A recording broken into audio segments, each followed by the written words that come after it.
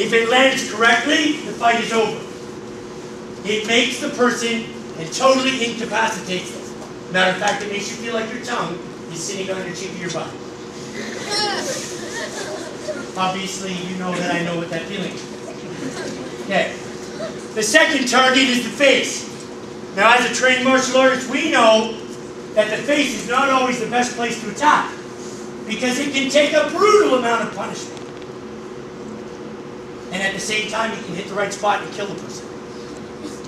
But the reason I go there is because it's the only part of the body that shows the fruits of my labor. If everybody walked around with a balaclava, there'd be less punches to the face. Everybody agree with that? It's the only part that shows the fruits of my labor. A body punch, put a man down like crazy, but nobody sees the result. So, this is what I know to be a truth.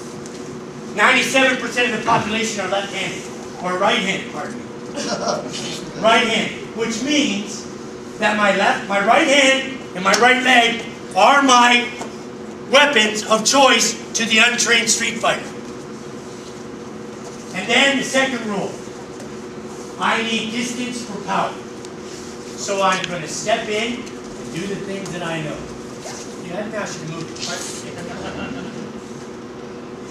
Distance for power. By the way, does that work? Right. Oh, yes, it does. You take a shin bone or a shoe to that area of the body, you're in big trouble. Distance for power. Bam.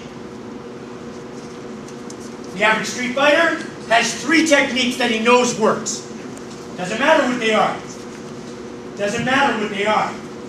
But he believes in them. And a technique that you believe in is better than 100 years of martial arts if you doubt yourself. So, in the old days, the rule was, if he got up his 3 techniques and missed you, he's going to start repeating himself. And the whole thing behind what we teach you is so that you don't have to.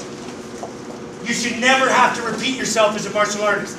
You should be able to create as the situation unfolds. True or false? Right. Okay, so, this is another street truth. The untrained fighter, his left hand is useless.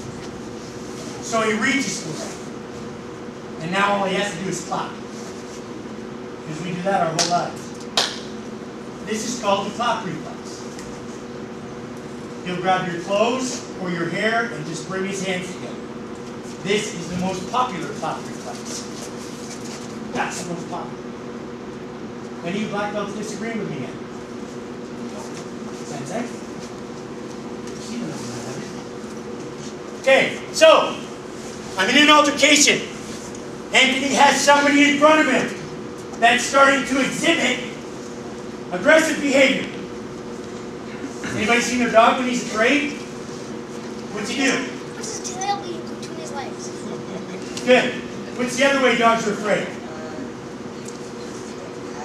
So they start showing their teeth, then they make their hair stand up, and we think it's them getting angry, but really, it's the way that they exhibit the fight or flight reflex.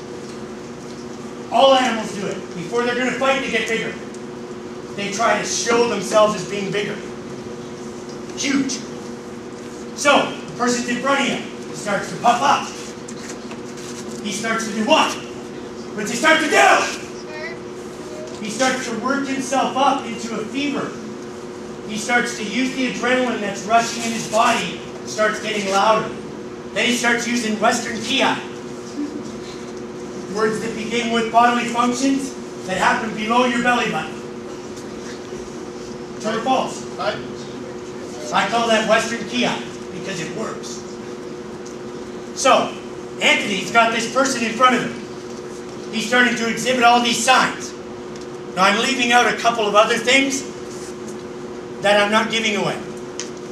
What are you going to do the second I exhibit this stuff? You're going to take a street stance, right? Which is what? Take street stance. Now, the groin is not a target. Subconsciously, my right leg cannot hit him in the groin. So where's he going?